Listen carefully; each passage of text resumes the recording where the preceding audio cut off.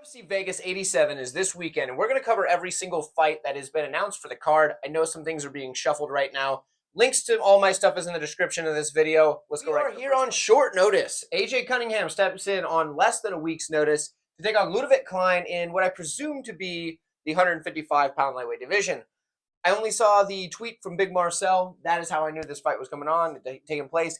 At the time of recording, it has not been announced officially on any website or anything like that with all the details. But this is where we're at right now, right? So I assume 155, but the fight does sound to be official. For AJ Cunningham, he's 4-1 in his last 5. He has gone out and gotten another win since his loss on the Contender Series. And for Klein, 3-1 and a draw in his last 5 fights. Now, very short notice for Cunningham. The guy, he's been active since his Contender Series fight, so that's good.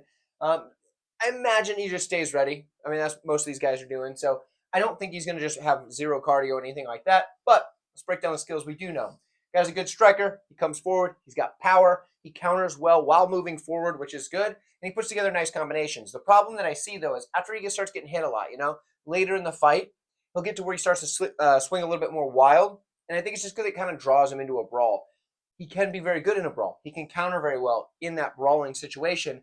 I don't like that he gets a little wild. I wish he would just keep that nice, clean combination that he can put down earlier in a fight.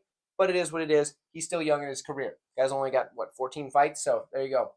Striking defense, it's not very good, right? We saw it on the Contender Series. Blocked a lot of shots with his face. But he's durable as all heck, and he's got a ton of heart. So I can see this guy wearing some shots early, keep coming forward, no quitting this man. He's going to try to do what he can to keep pushing through that fight and then maybe break his opponent down the stretch. That's what he wants to do. He's a good wrestler as well. He prefers to strike, at least it seems, in most fights. But he's a good wrestler. He's a good back taker. He's got good sweeps. But his takedown defense is suspect. He can get taken down in his own right. And he's not as good off of his back from a jiu-jitsu sense. But he's looking for those sweeps, looking to take the back, things like that. And he does a good job there. Now, when it comes to Klein, he's a good striker as well. Probably the cleaner striker in this matchup, especially with the way that he puts his tools together. But he doesn't have the same level of pressure as Cunningham, so there is that. So it's kind of one guy gets bonus points for pressuring, one guy gets bonus points for being a little more technical, a little more crisp and clean, right? So that's where we're at on that. He's good at counters.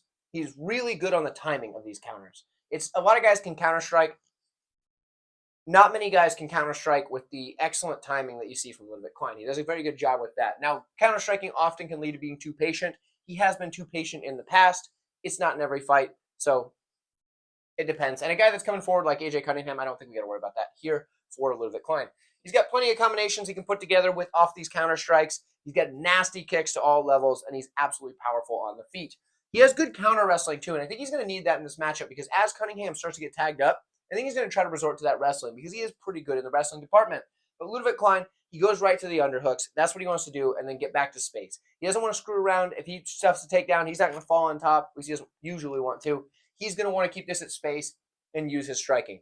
I do believe Klein is going to get this one done, but I wouldn't be surprised if late in the fight you get a few moments where Cunningham looks like he's starting to pour it on. If he can make it that late, just gritting through it on durability, because we saw this guy eat a lot of shots and just keep coming forward. And he didn't even want the fight to be stopped, but the referee decided to step in on his Contender Series fight. We saw that. I'm going to take Klein. I think he's a better prepared fighter for this matchup. I think he's going to be the crisper, cleaner fighter in the striking, and I think he's going to be able to stop a lot of the takedowns. Might get taken down here and there, but I think he's going to be able to stop a lot of them. So Klein's the pick.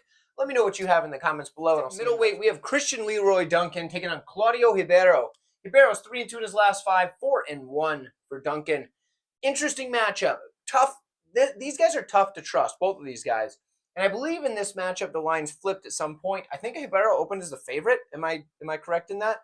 Duncan is now a big favorite. But either way, let's break this one down. Ribeiro, good striking, right? He's got good striking, good forward pressure, decent ability to counter. It's his footwork that opens up these counters. His footwork's probably his best asset on the feet, which isn't really an offensive thing. I mean, it aids in his offense, but that's kind of an issue. I don't like that.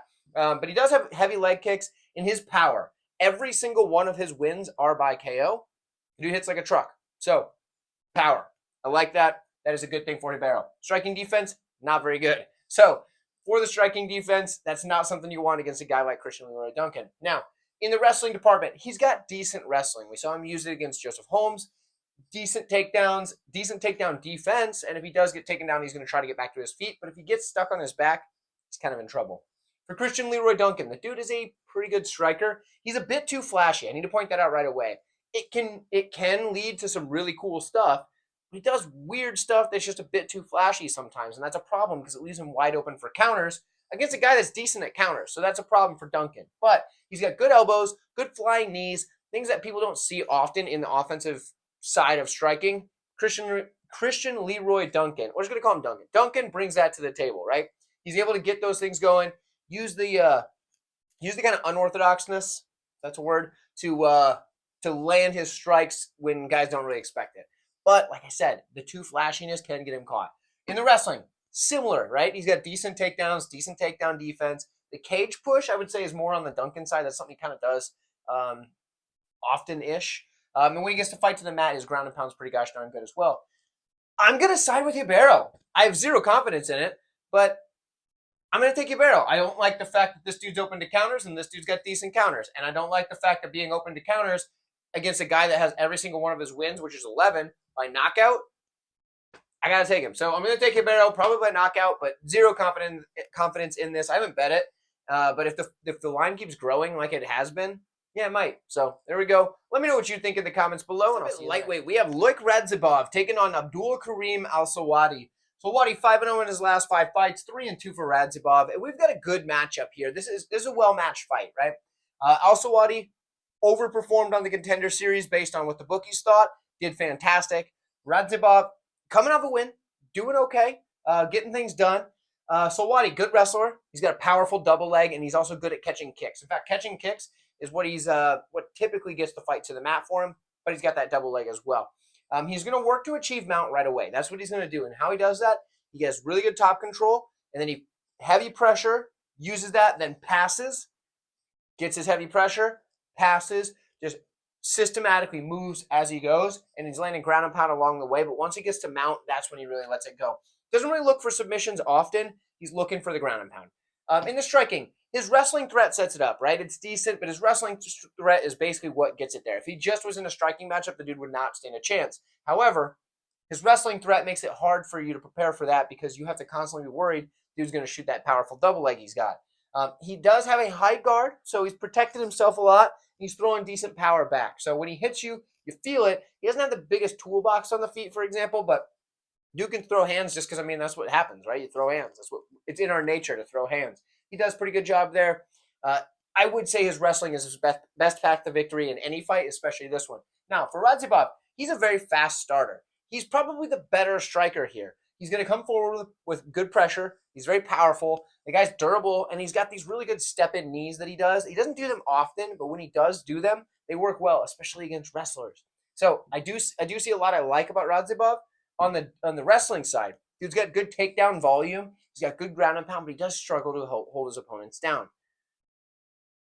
I worry about Radzhabov coming out hard and not getting a finish early against a guy with a gas tank like Al-Selwady, and the persistence, just keep going and try to break a guy with that. So I'm going to take Al-Selwady by the slightest of margins, and I don't feel good about it. I don't have a good read on this one yet. I don't know how I feel about it. Maybe I could be swayed, but let me know what you think in the comments. I'm going to lean Al-Selwady for now, and if I change, I'll let you know. But let me know in the comments. I'll see you guys. Bantamweight, we have Javid Basharat taking on Ayman Zahabi. Zahabi is 3-2 in the last 5, 4-0 and a no contest in the last 5 for Basharat. The age difference is a big one here. We got a 36-year-old in Zahabi and a 28-year-old in Basharat, and that's kind of a big deal at the bantamweight division. 36 is not exactly where you want to be. Now, for Zahabi, though, good striker. He's got very good striking, very good counters, good power. He's going to pick his shots very well, and he's got excellent striking defense. The guy doesn't get hit a lot, and a lot of it is because he's content to move backwards, wait for his openings, and then pick his shots with those counter shots and put guys out.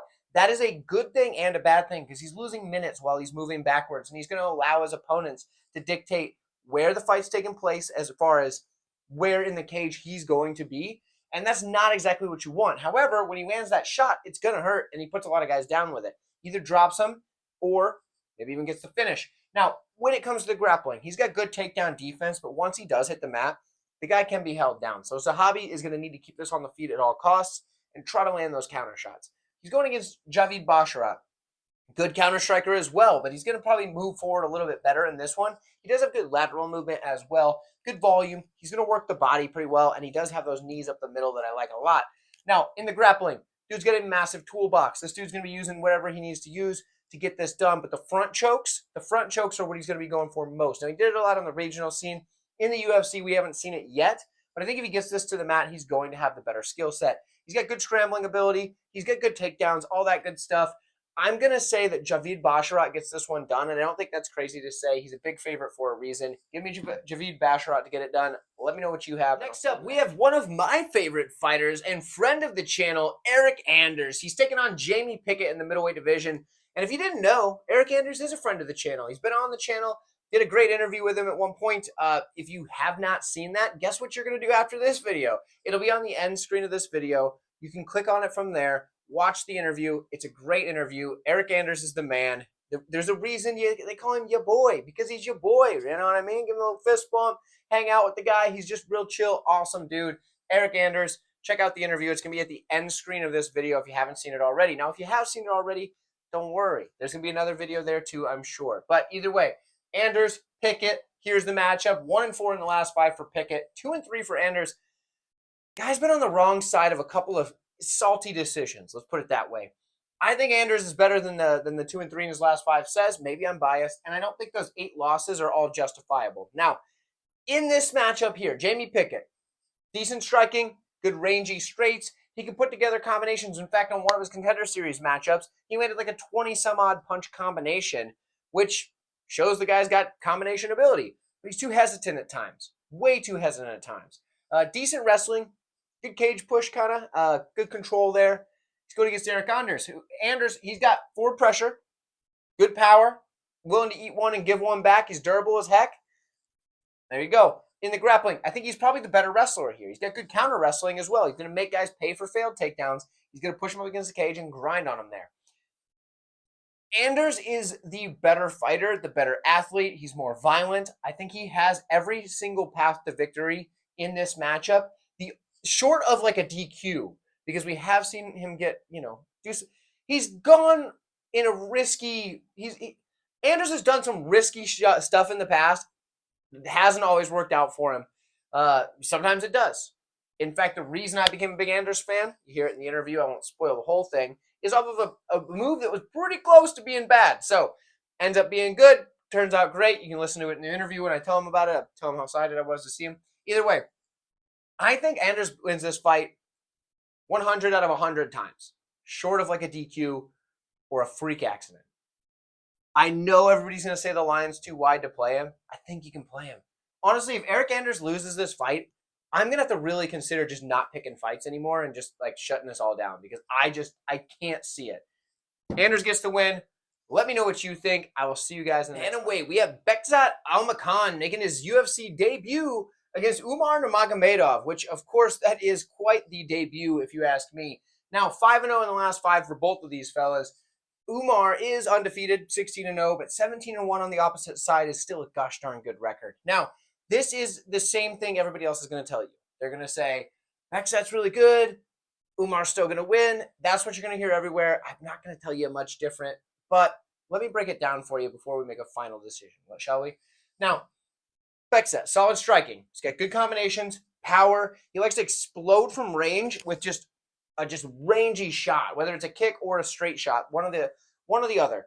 And he's going to explode into range, and he's just going to go with something. And he puts those combinations together. Like I said, usually those are after that big, long, rangy shot if they're not knocked out already, because he's got plenty of power. And he's got very good kicks. They're very heavy. Not to mean slow, but they land with a big thud, right? When he slams his kicks in, whether they're body kicks, head kicks, whatever, they're very heavy kicks. He's a solid wrestler as well. He's got good takedowns. The single leg seems to be his best weapon, but he has others as well. Good scrambling ability. His ground and pound is absolutely nasty. A lot of times it's following up from a knockdown. Sometimes it's off of a takedown, but a lot of times it's following up off a knockdown, and he's just relentless. Now, sometimes he can chase a finish and let a guy up. Usually, he's finishing them. Dude's got great cardio, and that killer instinct is very, very good. Now, on the other side, Umar Nurmagomedov. Dude's a strong wrestler, strong grappler, good takedowns. He can work him against the cage, in the open mat. He's got a good single leg as well. He shoots his double legs underneath strikes, so when an opponent comes in with a strike, he's under, boom, hits that double, puts him down, chains these attempts together. Got excellent top control. His ground and pound is brutal, and what he's going to do is trap an arm and just start landing heavy ground and pound. If that doesn't get you out, you're going to probably roll over, and he's going to take that rear naked choke and put you out that way. So Umar is very good with his grappling. Striking, pretty gosh darn good as well. He's got solid striking, kicks to all levels. He can do it from either stance. Guy's got excellent counter ability, and we've seen recently that power is there too. Obviously, I've got to take Umar Nurmagomedov. He's the best fighter in the UFC in the bantamweight division by a pretty good clip. I don't see anybody beating this guy at bantamweight anytime soon. And unfortunately, Almakhan has drawn Umar Nurmagomedov in his first matchup in the UFC. It's a tough debut, and he's probably going to get a loss, but that's okay. When he's 17-2, the guy can still bounce back. He's still going to be a good prospect. So Umar Nurmagomedov is a pick. Let me know what you have. Weights in this one. Matt Schnell takes on Steve Erceg. But real quick, have you got yourself a t-shirt? 138 MMA t-shirts. You can get it at the link in the description. 138mma.company.site. It's a weird website, but it's in the description. Get yourself a t-shirt. Now, I know you're thinking, I don't want a shirt with your ugly face on it. I understand. I don't blame you at all. I happen to be wearing one with my ugly face on it, but you don't have to. We've got some now. The Crack Open an Ice Cold Root Beer shirt. It's on the website. You can get it in pretty much any size and pretty much any color. So it's fantastic. You guys are going to love the shirts. They're good quality. They feel nice. You're going to love the way you look in these t-shirts. I think I stole that phrase from something. But either way, let's get into this fight, shall we? Matt Schnell, Steve Erceg. Erceg 5-0 in the last 5. 2-2-0 contest for Schnell. Steve Erceg, solid Brazilian jiu-jitsu. In fact, both of these guys are jiu-jitsu players primarily, but solid jiu-jitsu for Erceg. Dude's got a very large toolbox, super good top control. Guy can sweep if he ends up on the bottom, and he tends to attack the chokes predominantly from his jiu-jitsu. Looks for the neck, basically. Some guys are limb guys, some guys are neck guys. He's a neck guy. Good striking as well. And I say good striking, not because it's super crisp and polished and all that, but he's got a good leg kick, and he's got good straight punches. And a lot of times, if you can put some forward pressure and some volume with that, which he will do, that's all you need. If you're looking to get this fight to the mat anyway, if the fight doesn't get to the mat, he's going to be landing those straight punches, landing those leg kicks. I think the fact that he's very durable, although he doesn't block punches super well, doesn't get out of the way of them super well, he is very hittable. He is good at being durable, coming forward, throwing volume, leg kicks and straights until the fight ends up on the mat. If it does, and he works his jiu-jitsu from there. For Schnell, dude is always in a fun fight. So you never know here. You never can look at a Matt Schnell fight and be like, oh, this one's going to be boring, because it's not. There's no way. Good, really good jiu-jitsu, solid there. Scrambling ability is very, very solid. The guy, he looks for his opportunistic subs. Often, if it's off of a takedown attempt from his opponent, if he's maybe off of his back, throwing up armbar attempts, whatever. He's looking for submissions just when you give him the opportunity. If you overextend on some ground and pound, if you like I said, shoot a poor takedown, something like that, that's when he's snatching up these submissions, and he does a good job with it.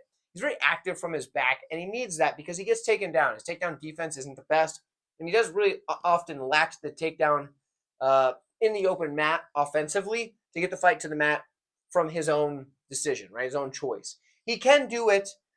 It's just not something he's super skilled at, and a lot of times he'll get stuck striking. And that's okay because it's going to be a fun fight that way. So for Matt Schnell, good combinations on the feet. He can counter well. The problem is if he gets hit, his durability has started to fade. But this dude is all heart. He's going to put forth a bunch of volume. He's never going to quit on himself. And even when he does get rocked and rattled and wobbled, he's still coming forward and slinging shots. And he might get the win that way. Crack somebody, get a club and sub. He's done things like that in the past. Matt Schnell's a dangerous guy, hence the name Danger. But I'm going to take Steve Erceg. I think, obviously, the more durable guy. I think he's going to be able to come forward, throw those long straights. He's probably going to be able to land those at a pretty high clip on a guy like Schnell. And I think if this does hit the mat, I think the jiu-jitsu advantage is going to be slightly on the side of Erceg. So I'm going to take Steve Erceg here. I think he gets this one done. But let me know what you have, and I will see you. I just realized I haven't asked you guys to kindly like this video yet. So if you would do me a solid and just smash the like button. If you scroll on down and hit that for me, you'll be back up here by the time I'm done rambling. So if you'd go ahead and do that right now, just scroll on down a little bit, hit that like button, and get back up to the video so we can break down the fight. We have Alex Perez taking on Muhammad Mokaev in the flyweight division. Mokaev is 5-0 in the last 5, undefeated on the career at 10-0. Let's fight Alex Perez, presumably 3-2 in the last 5 fights. Alex Perez has a history of not making it to the cage. I do think this one happens. I do. I really do. I have a feeling. But you know how it is. Every time we think it's going to happen, it doesn't. And, you know, you can only cry wolf so many times. If you guys remember that story, let me know if you remember that story in the comments. Muhammad Mokaev here, right? He's a solid wrestler. He's got a wide variety of takedowns, and the volume of takedowns is going to come all the time. Just takedown, takedown, takedown. That is what he does in most of his fights. Now, he's got good ground and pound when he gets on top, but sometimes he struggles to hold guys down. He does have a good submission ability as well, but he often waits until the third round to really get after it. In fact, the third round is when he seems to get all of the submissions at this point. So Muhammad Mokaev, good takedowns, struggles to hold guys down until later in the fight. The grappling is pretty good. Got good scrambles, things like that. But it's a lot of just volume takedowns, and that's what he's using in most of the fights, which means he has good cardio. Probably should have wrote that there. I didn't. But he's got good cardio, and that's a lot of that is he has to use that good cardio. He's just constantly be shooting these takedowns. Dude's got good striking as well. Good kicks at range, and then in tight, it's mostly just because of the wrestling threat that he's able to land his strikes. On the other side, Alex Perez, a guy with all the skills in the world, just hasn't been the most consistent in his fights as well as kind of in the cage in his performance. Now, good striking, good combinations, good footwork, and his leg kick is absolutely nasty. Everybody's going to tell you that. The leg kicks are there, and they're fantastic.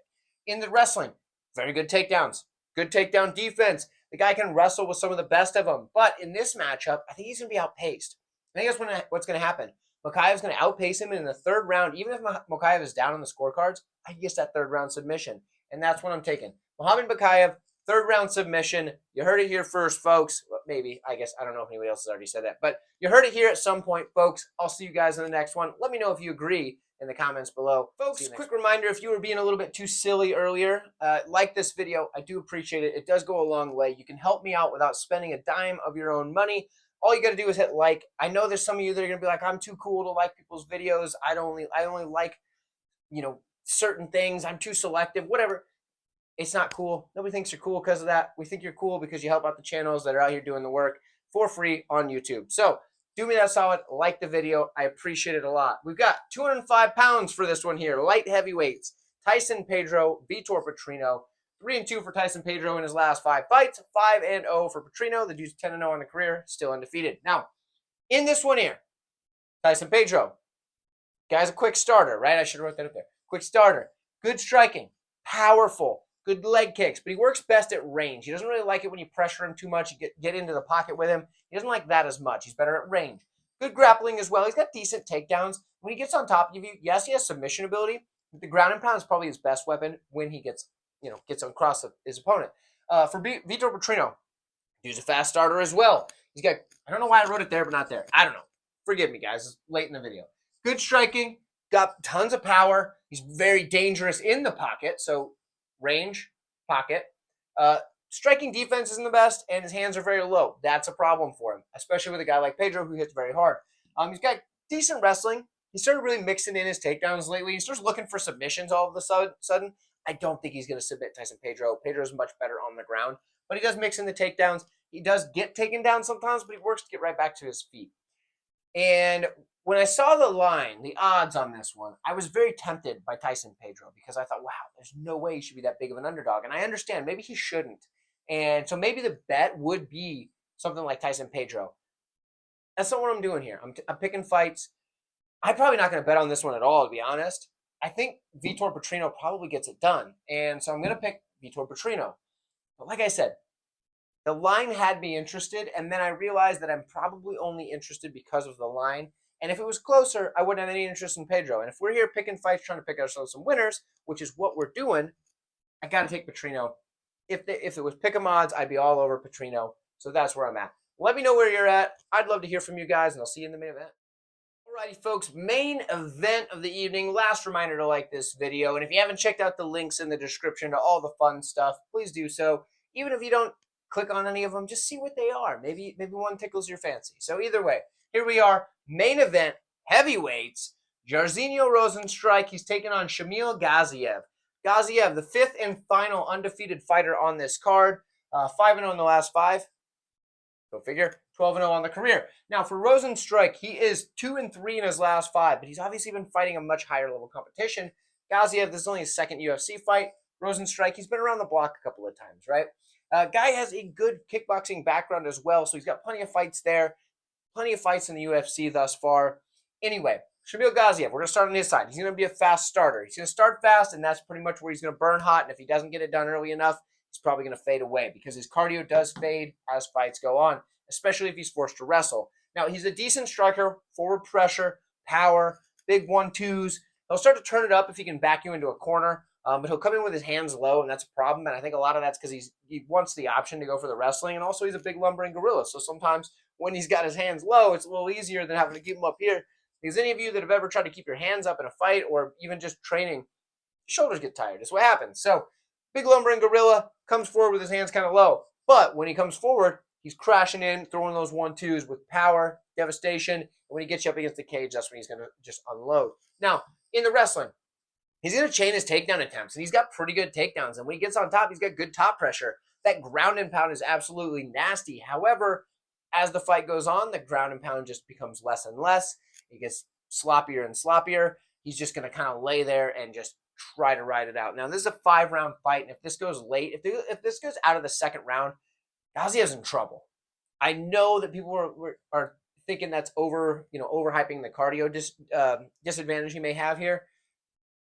But guys, I've watched the regional tape, and he's definitely faded in fights in the past. I do think Gaziev is going to do really well early on, and I think if he can get this fight, to the mat in the first round, he's got a good chance of finishing it. However, he's fighting against Jairzinho Rozenstruik, who decent takedown defense, can be held down if he gets down, but he's got decent takedown defense. And on the feet, this dude's a fantastic striker with some caveats to that.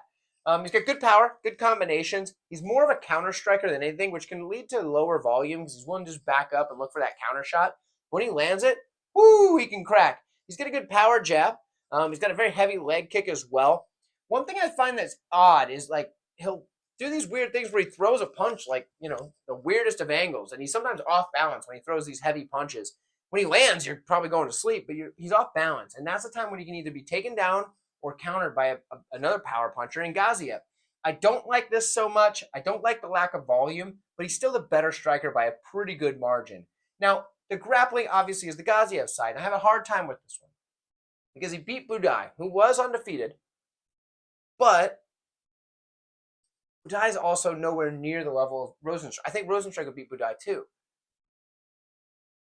Oh, this is a tough one to call. I'm going to take Rozenstruik. I think if it goes late, he's going to have the more success. I think he's going to have more power. Obviously, he's got more power. I mean, he's a better striker. Let's put it that way.